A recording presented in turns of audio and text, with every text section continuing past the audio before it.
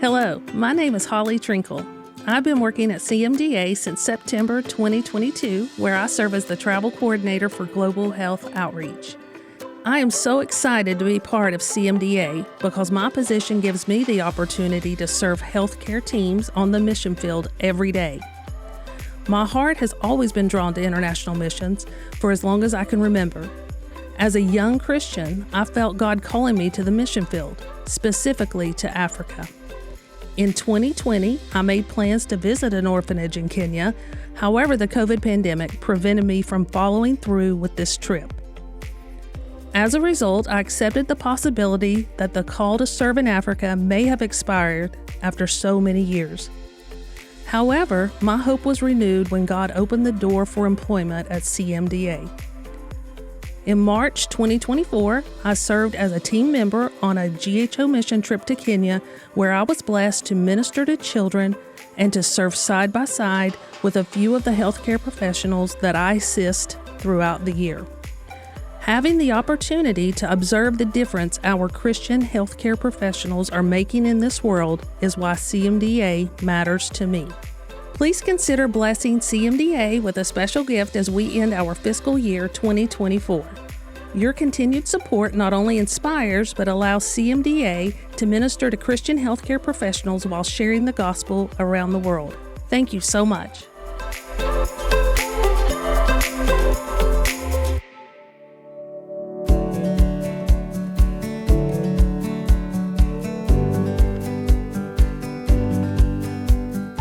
You're listening to CMDA Matters, the weekly podcast of Christian Medical and Dental Associations.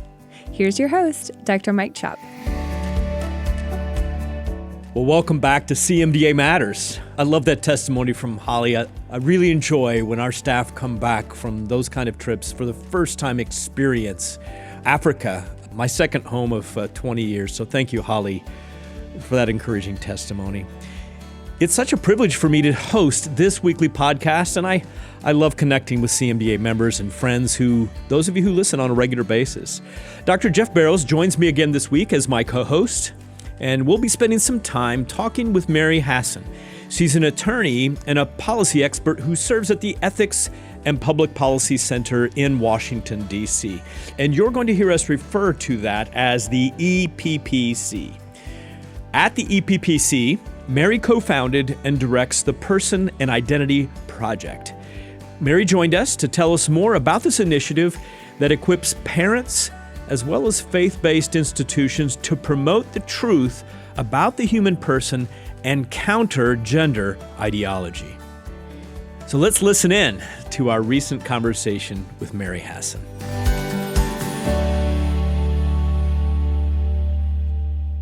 Well, today on CMDA Matters, I wanted to get us started because of our special guest today with reading just a little excerpt from a book that came out from a guest that my predecessor, Dr. David Stevens, had on Christian Doctors Digest a number of years ago. Mr. Ryan T. Anderson, who's the president of the Ethics and Public Policy Center, and our guest, has been at EPPC for a long time.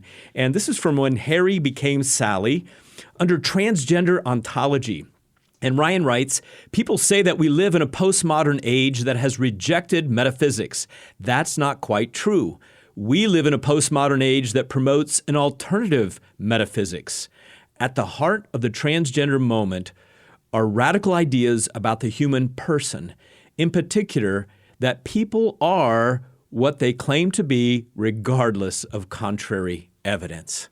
Our guest today is Mary Hasson, who's an attorney, JD. She's the Kate O'Byrne Senior Fellow at the Ethics and Public Policy Center in Washington, D.C., where she co-founded and directs the Person and Identity Project. And that's an initiative that equips parents and faith-based institutions to promote the truth about the human person and counter gender ideology. So, Mary, thank you for joining Dr. Jeff Barrows and I on the program today. Thank you so much for having me. It's a delight to be here. Well, I'm sure that some of our listeners, maybe many, are familiar with the EPPC, its mission and vision, but many will not be. So just tell us a little bit about EPPC and how the Person and Identity Project fits into that overall mission and vision. Sure. The Ethics and Public Policy Center is actually unique among Washington think tanks because it attempts or aims to really bring in Judeo-Christian principles to bear on matters of public policy, questions of law, culture, and whereas many think tanks really adhere to kind of a separation, if you will. The ethics and public policy says, no, look, that Judeo-Christian tradition on which so much of America's institutions, our law, our culture rests, needs to continue to play a role. And in relation to this topic here, it's vitally important because we are one of the few institutions that is willing to speak to that metaphysical question, that sense of what does it mean to be a human being, and how should that inform us as we look at this medical, policy, legal debate raging around transgender questions. Well, Mary, as we get started, could you give us a little history behind the Person and Identity Project in terms of how it got launched, and also how did you get to be the one chosen to lead it? I did not anticipate a decade ago that this would be what I would be spending most of my time on. When I came on board to the Ethics and Public Policy Center about 12 years ago, I was focusing mainly on questions of marriage, sexuality, faith, parenthood, things like that, that intersection of Christian living, if you will, but looked at from a legal public policy tradition. However, I got a grant to look at coercion on a global scale, coercion of women in the reproductive realm. And as I was researching that, I came across the fact that so many of the same players in the international space who are coercing women in terms of reproductive questions, forced abortion, forced contraception, et cetera, many of them were also the same ones who were funding and promoting gender ideology. And so I came out of that research realizing that the church, sort of in a large sense, was really unprepared to push back against what was coming, because I could see it on a global scale. You could see bits of it percolating through the culture in the US a decade ago, certainly in terms of promotion of same-sex marriage and things like that. But all of this is connected. And so realizing that the church community, the faith-based community, was in many respects unprepared. Not that we didn't have the truth, but I think in many respects, people were not expecting that this was going to become such a critically important issue. So that's what motivated me to focus more on it. And then I continued to do research, started speaking about it, and then held a symposium that included a woman from the Vatican's Women's Office and scholars from across the country. And out of that symposium came to the realization that we needed to create a project that would have as its focus and purpose equipping faith-based institutions and parents, people of faith, to really push back on this and to promote the good, to understand what was happening here, that this ideology is really a false anthropology, an erroneous vision of the person. So it's not just a question of whether it's a healthy thing, although that's part of it. It's much deeper. It goes to the truth about who we are. As you and the Ethics and Public Policy Center dream big, or maybe even, I might say, dream brave, what are you hoping to accomplish with this project, your eventual vision at this cultural moment that we're in here, especially in the U.S.? Yeah, I think part of it is to raise that deeper question. So, for example, as people have become aware of the whole transgender question, as we've seen edicts come down from the government trying to force doctors or hospitals to participate, things like that. The schools now are promoting it, and parents have to worry about what their kids are being exposed to. On the one hand, we've seen a good development as parents, as physicians, counselors have realized we need to speak up against this. We can see the harm that it's doing. But a lot of that conversation has focused on sort of an evidence-based conversation. In other words, is the idea of transitioning minors, giving them puberty suppression, cross-sex hormones, and even surgery, is this something that is supported by the evidence as something that contributes to their well-being? And that's an important thing to do, certainly on the medical level. But it's possible to win that war because the evidence does not support it, and lose the bigger battle, the larger war, which is real conflict over what it means to be a human being and whether our laws, whether our culture are going to support the truth about who we are so that human beings can truly flourish, or whether, as we have now, we have this counterfeit anthropology, this idea that we human beings can redefine reality according to our feelings. If I feel like a man, I'm a man. And there are a lot of downstream implications from that. So I think for us at the Person Identity Project and EPPC more broadly, we are certainly focused on the specific legal and cultural battles, but we are trying to give formation and to give tools and to raise the conversation about this deeper question. What does it mean to be a human being? And why is it so problematic that in our culture, we have this belief system, this erroneous belief system, gender ideology, displacing the truth about who we are? Mm-hmm. And so that's really our, in a broad sense, our aim, but certainly in a very concrete way, to support faith-based institutions as they form their people, to support counselors and physicians, encourage them that there is, they are standing on the truth, and there is a lot to be said there. So we do everything from filing amicus briefs to training clergy and teachers to publishing articles and capturing and collecting and then disseminating good work done by others. We're not trying to do everything ourselves. There are an increasing number of people who are doing good work in this space.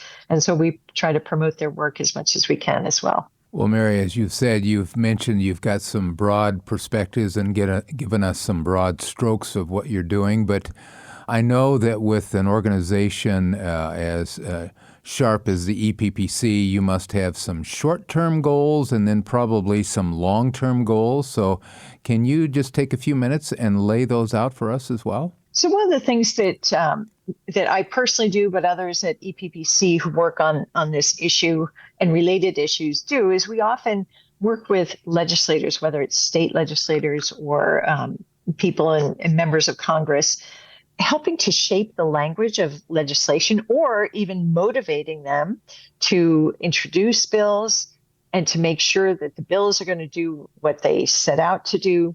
But also, particularly with Congress has a lot of oversight power, for example, over how the federal government spends money. And so helping to raise awareness that there is a lot going on in terms of the use of federal dollars to not only promote this ideology, but to really conduct experiments. So raising that question, is that something that we as a country really should be doing? There's actually a tainted history if you look at some of the experiments the government was involved in, the Tuskegee syphilis experiments, some of the issues of sterilizing women, sterilizing people who were deemed to have some defect, some of the early contraception trials that were done down in Puerto Rico. There's been a lot of exploitation that has been funded or at least facilitated by government dollars and government authority. So being able to weigh in on some of those things, helping our legislators do their job well, I think is an important thing. And then I think just on a broad level, because we work with so many churches and faith-based groups, not just the Catholic Church. I'm Catholic, and that's, I do a tremendous amount of work with the people in the Catholic Church, but we also work with Christians, with Orthodox Jews, and on some occasions with some Muslim folks who are, again, aligned against this false anthropology. So helping them to realize we have to educate our people because we're losing a generation, not necessarily to transition, although there's been a spike in the number of young people seeking to modify their bodies, but we're losing a generation in terms of them understanding what it means to be a human person and why it's not ethically and religiously, morally, a good thing to try to alter the very nature of the human person in ways that are destructive of our God-given capacities and the beauty of our body and sexual difference. So there's a lot of work to be done just in terms of educating and providing materials, but also I think emboldening. And that's been one of the changes, one of the positive things I've seen certainly in the past 2 years, when we first started doing extensive trainings, particularly with church communities, and a lot of people didn't want to talk about this issue because the whole transgender issue, it seemed so kind of out there. Certainly this isn't affecting people in our congregation. Well, actually it is.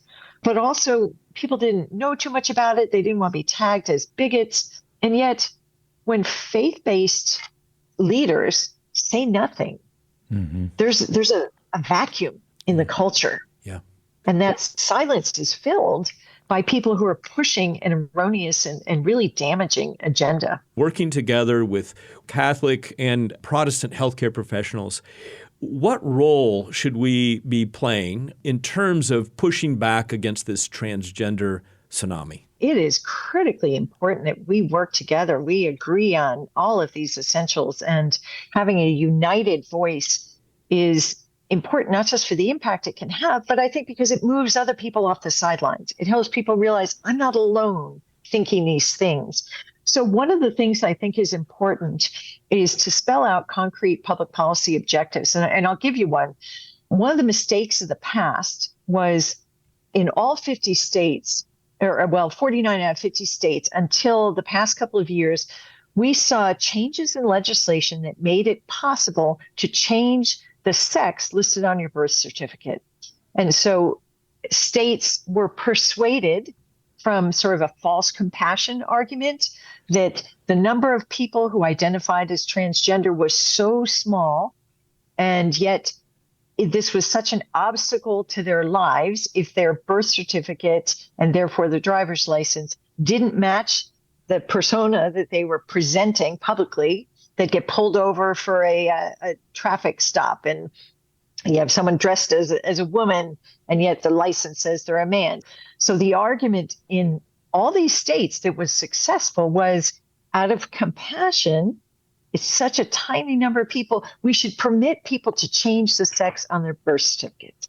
And yet that became our Achilles heel in later legal cases, because what we saw, for example, in a case that was in Virginia, what we saw was the court saying to a school, for example, that wanted to say, no, we recognize sexual difference and we want to insist that males use the male restroom and females use the female restroom. The court came back and said, well, look, the state of Virginia has permitted this person, Gavin Grimm was the plaintiff in that case, who's a female, to change his birth certificate. So it now says he's a man, she is a male. So the state has already recognized this person as a male. And so it turned out to be one of those things that I think at the time, people and most legislators at the time were people who would be professing Christians. And yet they sort of compromised on the principle, on the truth that we're male, female, you can't change sex. Of course, you can't change this record of your birth to say something that's not true. That's a false compassion. But because there was a misguided compassion, that has really come back to hinder our efforts. So we have seen on a positive vein, just in the past 2 years, a recognition within state legislators that we got to fix this problem. So I think it's 5 states now have changed their laws to say you're male or female and you can't change sex. And here's how we define it. And this is the truth about who we are. And that has ripple effects in all sorts of, downstream laws and regulations, et cetera. But that's only 5 states right now. So that's something that we can unite together to motivate legislators to realize this is critically important as a matter of science. This is what's true. We're male, female, but also because it has caused this whole area of legal and cultural harm because we accepted a false premise. So that motivational piece, I think, has to come not just from one faith denomination or one group. It's got to be a united effort. And I can tell you, because one of the things I do is monitor what the other side is doing. They are very afraid of an effort to change those laws, to bring it back to reality, recognizing you're conceived male or female, you can't change sex. This is a birth record.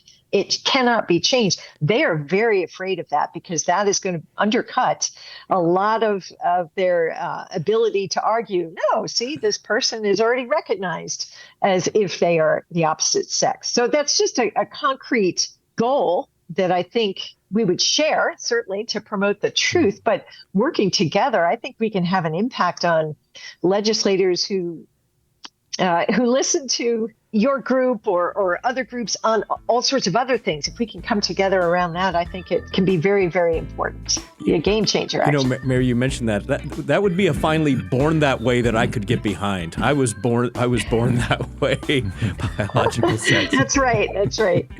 That's the truth about how we're born.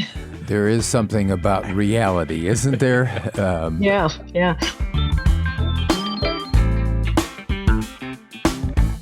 Before we continue with this week's episode, here's a special announcement for you.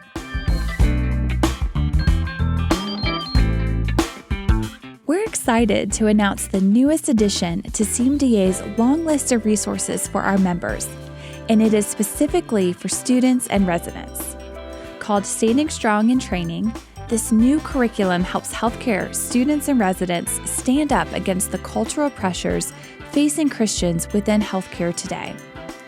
The curriculum's 7 modules are designed for group settings, allowing attendees to solidify their foundational worldview beliefs regarding important issues, such as the beginning of life, end of life, and biblical sexuality. Each module also offers ideas of how to winsomely defend biblical values and positively interact with others in developing their worldview beliefs. For more information and to download this free resource, visit cmda.org/standingstrong.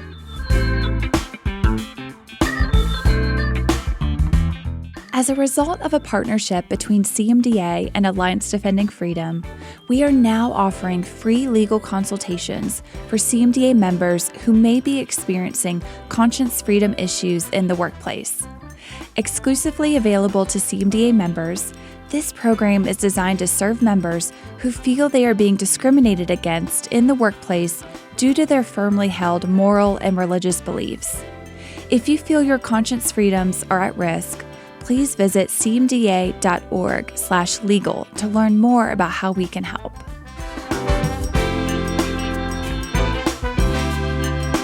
Let's jump right back into this week's episode.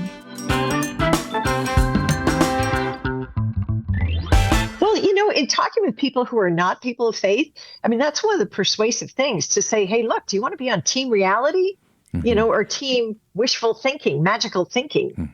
And most people, they want to be on team reality. Well, Mary, I'm sure you're well aware that in the last, I guess it's been a few weeks or months, that a final version of what's known as the Cass report has been released by the UK. And for our listeners who are unfamiliar with that name, Dr. Hilary Cass is a prominent pediatrician that was asked by the UK National Health Service to, back in, I think it was 2020, to begin looking at the evidence behind gender transition. And she issued an interim report, I believe, in 2022. And just in the last few weeks, a final report has been issued, and it's caused some controversy. So I'd love to get your perspective on that. Yeah, it's actually a very powerful document, big document, 388 pages, and it included 8 different substantive evidence reviews that she commissioned, and which were done by the University of York over there in the UK. But what they were looking at was they aimed to, and in fact did, look at all of the research that had been done on this topic, with the medicalized transition of children. In other words, altering children's bodies, suppressing puberty, giving them cross-sex hormones, and said, what do we know about that? How much evidence is there? What does the evidence show?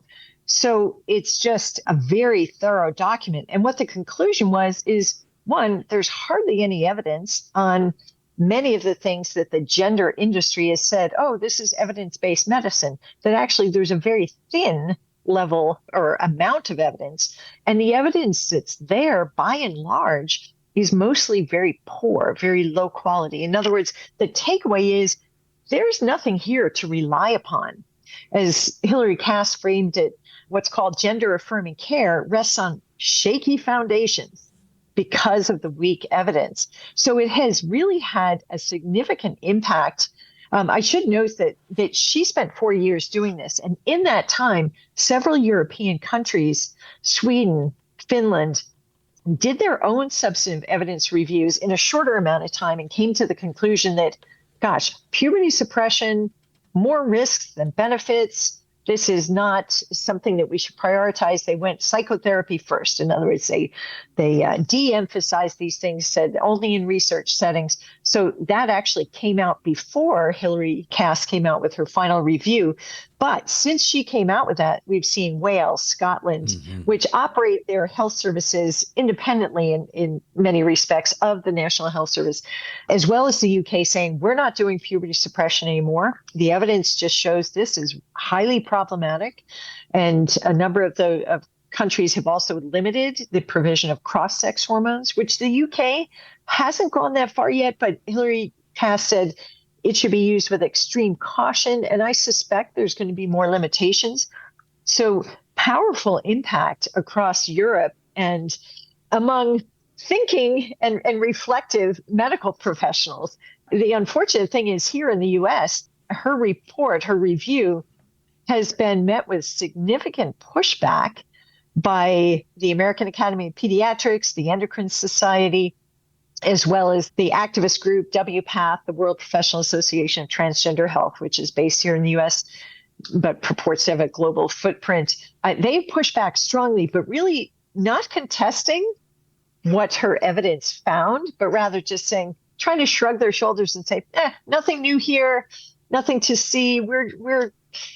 We don't have to change the way we're doing things because those organizations fully support the medical transitioning of children, puberty suppression, cross-sex hormones, which can sterilize children, result in just huge, significant physical harm, but also emotional and developmental harm. So they're not backing down.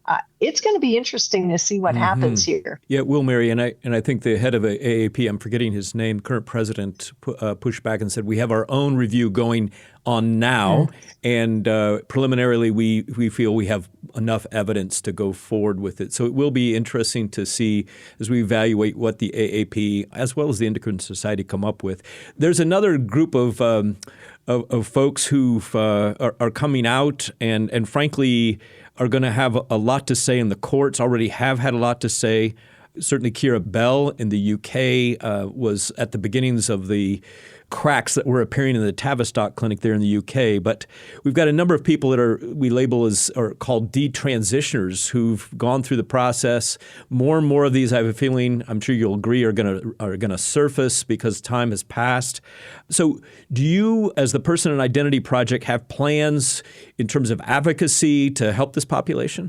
We're not a grassroots organization in the sense that we're not going to provide care, but what we do try to do is certainly advocate on their behalf. Any place where we're talking to people who are in position to, whether it's craft policy or be shaping some sort of a response, to remember that this is a significant population that has been injured by this medical industry, this whole process of quote, gender transition. So helping people realize and elevating them, I think, but also I think sensitizing faith-based organizations that, you know what, there's probably someone sitting in your congregation or in your membership that has been affected by this. Someone who is perhaps thinking, should I detransition? Or how do I detransition if there's no one to help me? So we need to speak to that, to acknowledge that.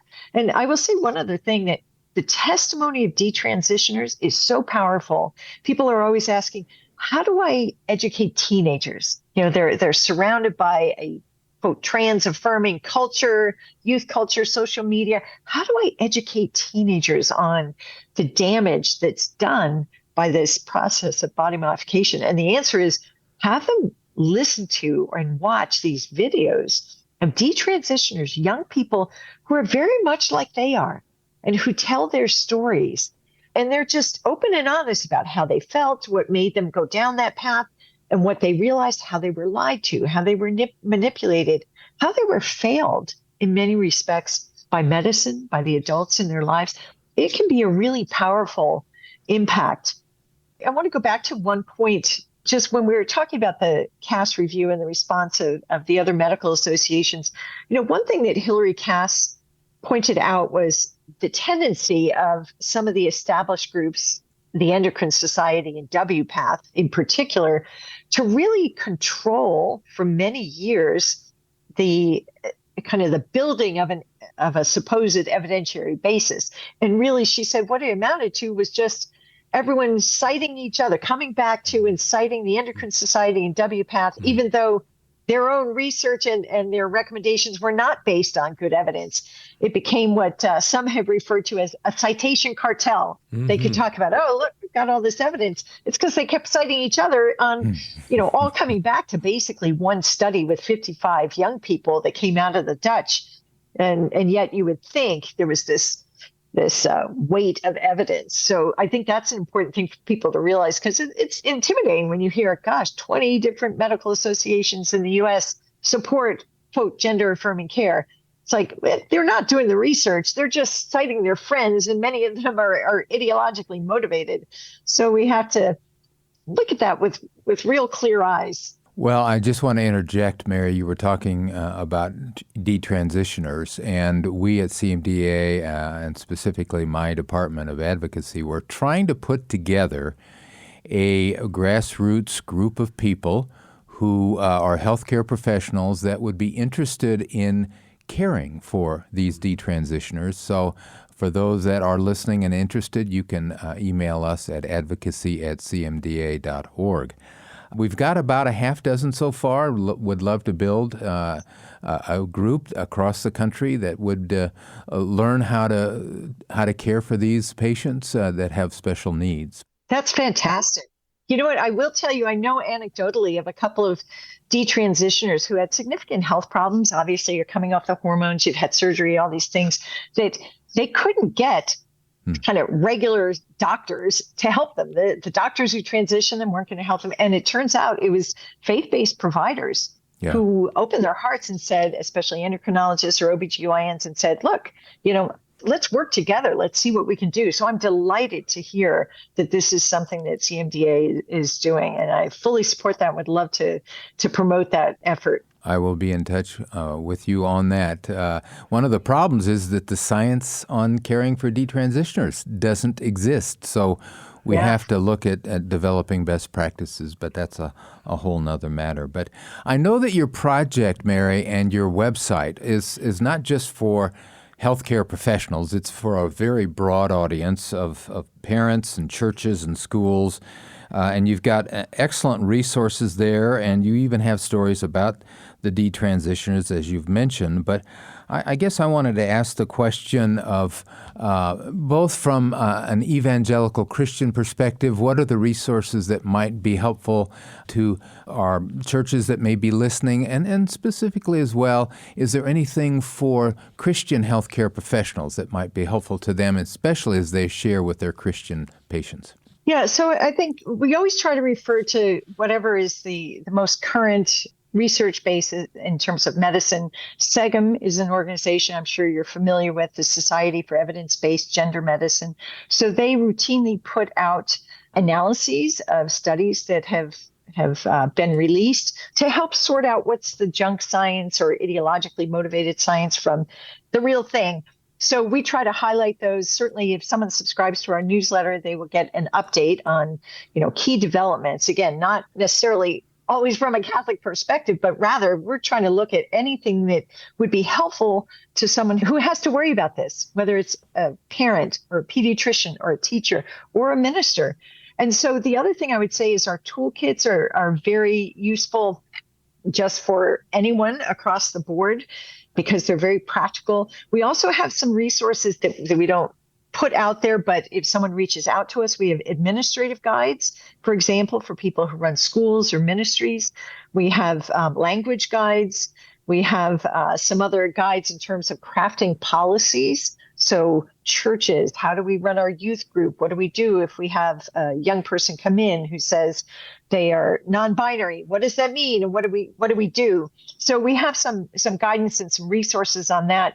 But those things we don't post. We ask you to approach us directly. There's an email on the website, and then we're happy to share what we've put together and also acquaint you with other resources that we know are out there that can be very helpful. I think that the term transgender tsunami has such power, and here's why. Because the tsunami does come and go. Tremendous damage, but it does go away. And then you just have to pick up the pieces. And sometimes, like the one that happened in Japan several years ago, just tremendous damage. But we do believe this is a season, and we want to hang in there with you. Thank you for that support. I'm going to conclude this conversation, since we've run out of time, with Ryan Anderson's going to the end of the book and his conclusion that everyone can play a role in bearing witness to the truth and ministering compassionately to people who are in pain. For anyone who takes part in this important work, and that includes you, Mary Hasson, Dr. Paul McHugh, who was one of the earliest researchers from Johns Hopkins on this whole issue of gender and transition, who came to see the reality that we're seeing, that all these detransitioners. He offers some advice. Gird your loins if you would confront this matter. Hell hath no fury, like a vested interest masquerading as a moral principle. So thank you, Mary, and thank you to your president, Ryan Anderson, and for all the work that you're doing to provide such great resources. I was on the website earlier today and just amazed. I've got a lot more to read now that I've been on your website. Thank you so much.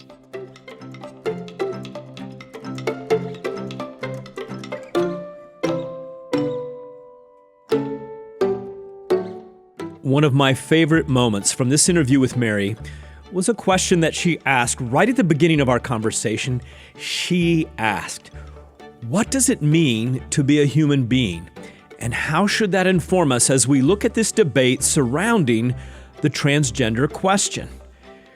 We are raising these questions at CMDA, and we're having conversations like today's interview with Mary. And we're talking about this erroneous belief system of transgenderism because it's displacing who we are actually created as human beings. If you're interested in learning more about the work of the Ethics and Public Policy Center, and specifically the Person and Identity Project, I want to encourage you to visit eppc.org. As per our routine, we've also included a link in our show notes for you today. And if you know someone who could benefit from this conversation that you just heard, maybe it's a friend from church or a close family member, I hope that you will take a moment and share it with them. This Person and Identity Project isn't just for healthcare professionals, it is for parents, and it's for faith-based institutions, your colleagues, and many others. Here at CMDA, we're focused on educating, encouraging, and equipping you to ask these hard questions.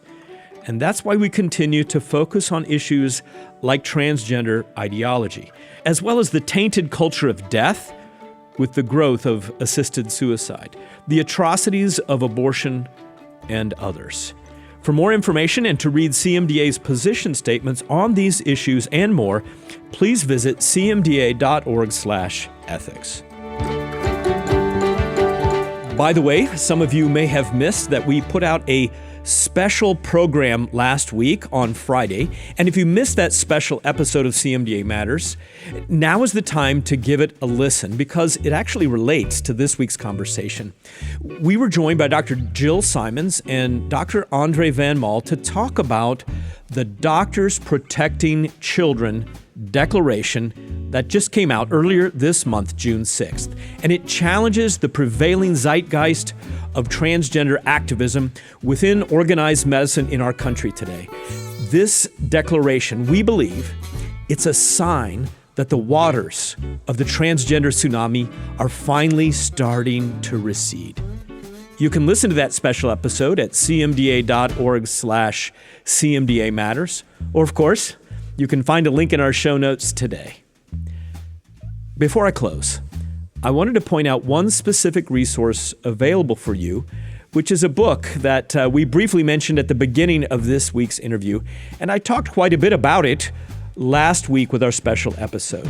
This book is titled When Harry Became Sally.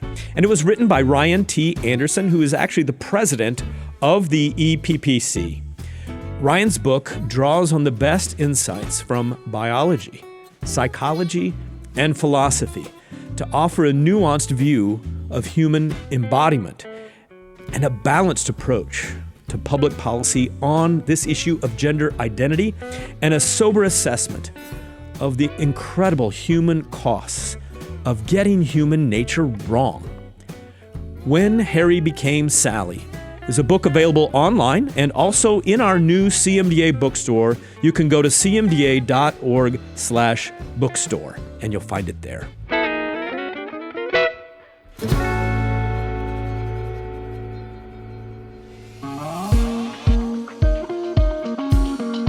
Next Thursday, I'm excited to share with you an interview that occurred live from the stage of our 2024 CMDA National Convention back in May. It's a conversation with Dr. Haniel Eller from Brazil, and you don't want to miss it. I think he's one of the youngest geriatricians I have ever met, and he is full of energy.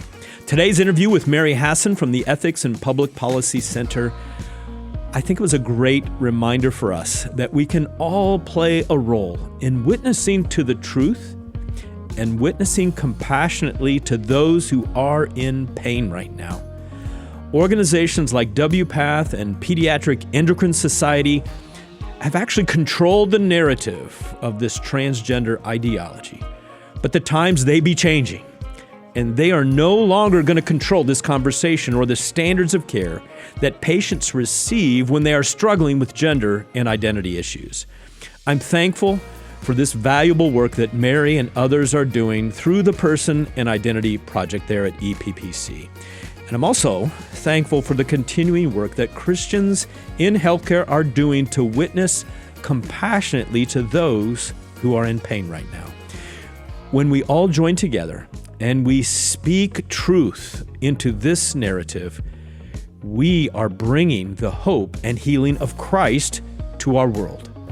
That's what matters to CMDA, and CMDA matters. We'll see you next week, friends, God willing, for our last program in June before our summer break in July. Thanks for listening to CMDA Matters. If you would like to suggest a future guest or share a comment with us, please email cmdamatters@cmda.org. And if you like the podcast, be sure to give us a 5-star rating and share it on your favorite social media platform. This podcast has been a production of Christian Medical and Dental Associations.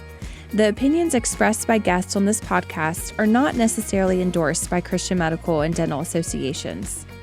CMDA is a nonpartisan organization that does not endorse political parties or candidates for public office. The views expressed on this podcast reflect judgments regarding principles and values held by CMDA and its members, and are not intended to imply endorsement of any political party or candidate.